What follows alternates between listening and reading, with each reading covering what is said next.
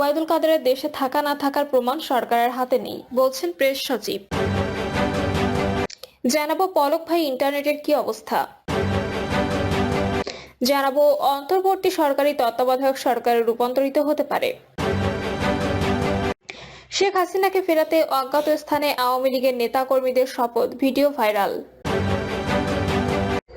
এবং সর্বশেষ জানাবো বিএনপির প্রত্যেক কর্মীকে জনগণের আস্থা অর্জন করতে হবে, বলছেন তারেক রহমান।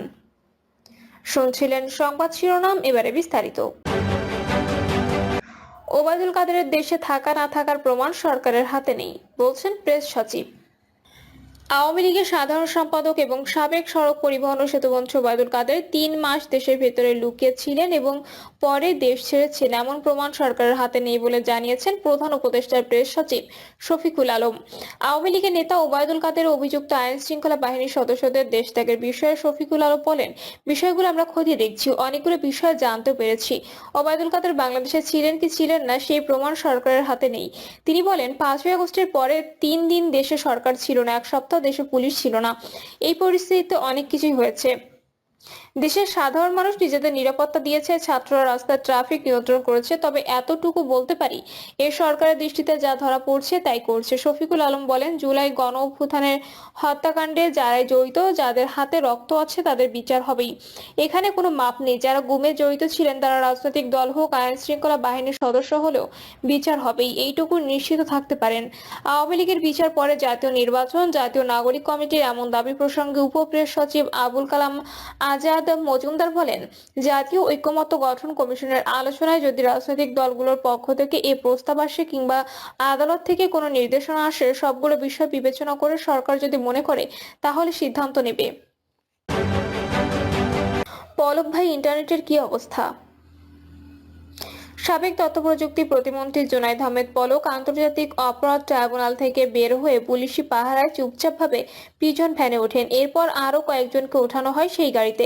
ভ্যানটি ছাড়ার পর ভেন্টিলেটর দিয়ে বাইরে তাকান পলক। এ সময় কয়েকজন গণমাধ্যম কর্মী তাকে উদ্দেশ্য করে বলেন, পলক ভাই ইন্টারনেটের কি অবস্থা, ইন্টারনেট আছে তো? এই প্রশ্ন শোনার পর মুখে আঙুল দিয়ে তাকে কিছুক্ষণ চুপ থাকতে দেখা যায়। পরে পলক গণমাধ্যম কর্মীদের উদ্দেশ্যে বলেন, আপনারা মুক্ত আছেন তো? আমরা বোবা। সরেজমিনে দেখা যায় প্রিজন ভ্যানটি ছেড়ে যাওয়ার সময় ভেন্টিলেটর দিয়ে বাইরে উকি দেন পলকের সময় কয়েকজন গণমাধ্যম কর্মী তাকে উদ্দেশ্য করে বলেন, পলক ভাই ইন্টারনেট আছে? এই প্রশ্ন শোনার পর মুখে আঙুল দিয়ে তাকে কিছুক্ষণ চুপ থাকতে দেখা যায়।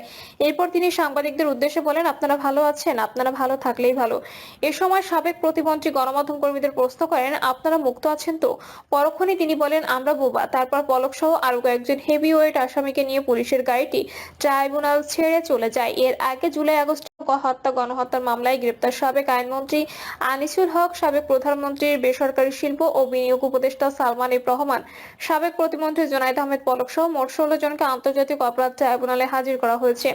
মূলত ছাত্র জনতার আন্দোলন দমাতে গণহত্যা সহ মানবতা বিরোধী অপরাধ সংগঠনের অভিযোগে গত 17 অক্টোবর সাবেক প্রধানমন্ত্রী শেখ হাসিনা ও তার সরকারের সাবেক মন্ত্রী, প্রতিমন্ত্রী সহ 46 জনের বিরুদ্ধে গ্রেপ্তারি পরোয়ানা জারি করে ট্রাইব্যুনাল। অন্তর্বর্তী সরকারি তত্ত্বাবধায়ক সরকারে রূপান্তরিত হতে পারে। বর্তমান অন্তর্বর্তীকালীন সরকারি নির্বাচনকালীন তত্ত্বাবধায়ক সরকারে রূপান্তরিত হতে পারে বলে অভিমত ব্যক্ত করেছেন attorney general Mohammad Asaduzzaman.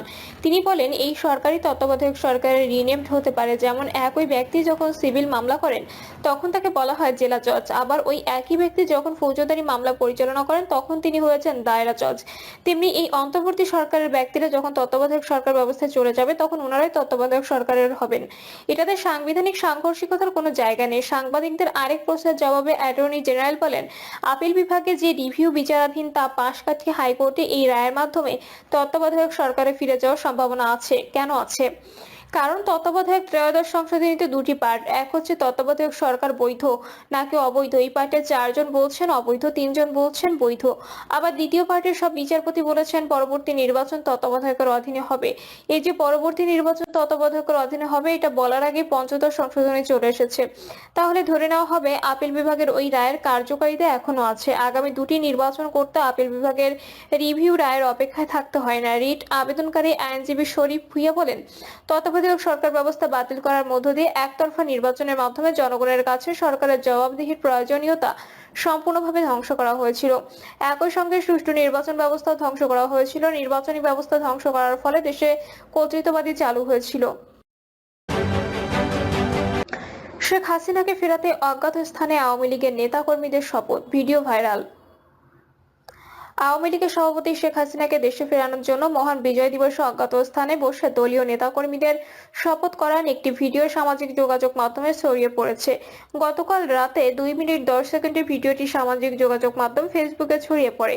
Video ধারণের স্থান ও সময়ের ব্যাপারে নিশ্চিত হতে পারেনি প্রথম আলো, তবে সেখানে থাকা ব্যক্তিরা বরগুনা আওয়ামী লীগের নেতাকর্মীদের শপথ পাঠ করান বরগুনা সদর উপজেলা আওয়ামী লীগের সাধারণ সম্পাদক শাহ মোহাম্মদ ওয়ালিউল্লাহ। ছড়িয়ে পড়া ভিডিওতে নেতাকর্মীদের বলতে শোনা যায়, গৌরবময় মহান বিজয় দিবস 2024। চারদিকে তাকিয়ে দেখি বঙ্গবন্ধু সোনার বাংলা মেটিকুলাস প্ল্যানে মৃত্যু উপত্যকায় পরিণত হয়েছে। স্মার্ট বাংলাদেশকে দুর্মূল্যের জিন্দাবাদী কলঙ্কে পরিণত করার ষড়যন্ত্র চলছে। গণতান্ত্রিক ব্যবস্থা ছারখার করে মাননীয় প্রধানমন্ত্রী শেখ হাসিনাকে দেশ থেকে বাধ্য করা হয়েছে। এই নৈরাজ্যকর পরিস্থিতি আমরা মহান সৃষ্টিকর্তার নামে শপথ করছি যে জঙ্গি, জামায়াত, বিএনপি, অগ্নিসন্ত্রাস, পুলিশ, জনতা, খুন, লুটপাট, অবৈধ দখল, নিষ্ঠুর মামলা, হামলা, গায়েবী মামলার সমুচিত জবাব দেবে। নেতাকর্মীদের আরো বলতে শোনা যায়, গরিব, দুঃখী, মেহনতি মানুষকে সঙ্গে নিয়ে ঋত গৌরবকে ফিরিয়ে আনবো। জাগ্রত বিবেকবান দেশপ্রেমিকদের ঐক্য গড়ে শেখ হাসিনার স্বদেশ প্রত্যাবর্তন সফল ও নির্বিঘ্ন করার লক্ষ্যে সব কর্মকাণ্ড পরিচালনা করব। প্রয়োজনে নেত্রীর নির্দেশে গণতন্ত্রের যোদ্ধা হিসেবে নিজের জীবনকে উৎসর্গ করব। জয় বাংলা। বিজয় দিবসের ওই অনুষ্ঠানে আওয়ামী লীগের অল্প সংখ্যক নেতাকর্মী একত্র হন। তাদের হাতে বেলুন ও ব্যানার দেখা যায়। ব্যানারে লেখা ছিল, শেখ হাসিনার হাত ধরে জঙ্গি, জামায়াত খতম করো, মুক্তিযুদ্ধ আঁকড়ে ধরো। বরগুনা জেলা ছাড়াও কয়েকটি উপজেলার নাম উল্লেখ করে ব্যানারে সেখানে জেলা যুবলীগের সহসভাপতি তৌহিদ মোল্লা, জেলা যুবলীগের সাংগঠনিক সম্পাদক আক্তারুজ্জামান, সদর উপজেলা শ্রমিক লীগের সভাপতি শহীদুল ইসলামকে উপস্থিত থাকতে দেখা যায়। এ বিষয়ে যুবলীগ নেতা আক্তারুজ্জামান বলেন, আওয়ামী লীগ মুক্তিযুদ্ধে নেতৃত্ব দিয়েছে, অথচ তাদের বিজয় দিবস উদযাপনে বাধা দেওয়া হচ্ছে। বীর মুক্তিযোদ্ধাদের লাঞ্ছিত করা হচ্ছে। আর যারা স্বাধীনতা যুদ্ধে বিরোধিতা করেছে, সরকার তাদের নিয়ে বিজয় র্যালি করেছে। আমরা যারা মুক্তিযুদ্ধের চেতনায় বিশ্বাস করি, আমরা মনে করি 30 লাখ শহীদের স্বপ্নের সোনার বাংলা গড়তে হলে শেখ হাসিনাকে সরকার প্রধানের দায়িত্ব নিতে হবে। জানতে চাইলে অতিরিক্ত পুলিশ সুপার আব্দুল হালিম বলেন, ছড়িয়ে পড়া ভিডিওটির ব্যাপারে পুলিশ খোঁজ খবর নিচ্ছে। কোথা থেকে ভিডিওটি ছাড়া হয়েছে, কারা ছেড়েছেন, সব বিষয়ে খবর নেওয়া হচ্ছে। এ ব্যাপারে আইনগত ব্যবস্থা নেওয়া হবে। বিএনপির প্রত্যেক কর্মীকে জনগণের আস্থা অর্জন করতে হবে, বলছেন তারেক রহমান। বিএনপির ভারপ্রাপ্ত চেয়ারম্যান তারেক রহমান বলেছেন, স্বৈরাচার দেশ ছেড়ে পালালেও তাদের ষড়যন্ত্র থামেনি। বিএনপির জনসমর্থন দেখেও অনেকের হিংসা হচ্ছে, তারাও বসে নেই। কাজেই বিএনপির সব নেতাকর্মীকে সব ষড়যন্ত্রের ব্যাপারে সজাগ ও সচেতন থাকতে হবে। দেশের প্রান্তিক পর্যায়ের মানুষের কাছে বিএনপির মূল লক্ষ্য উদ্দেশ্য পৌঁছে দিতে হবে। দেশের মানুষ বিএনপির দিকে তাকিয়ে আছে। মানুষ যখন তাকিয়ে থাকে, তখন দায়িত্ব এসে পড়ে যায়। কোটি কোটি মানুষের দায়িত্ব এক বিশাল দায়িত্ব। বিএনপির প্রত্যেক কর্মীকে জনগণের আস্থা অর্জন করতে হবে। তারেক রহমান বলেন, বিএনপির প্রত্যেককে একজন রাজনৈতিক কর্মী হিসেবে মানুষের আস্থা অর্জন করতে হবে। মানুষের আস্থা অর্জন করা একজন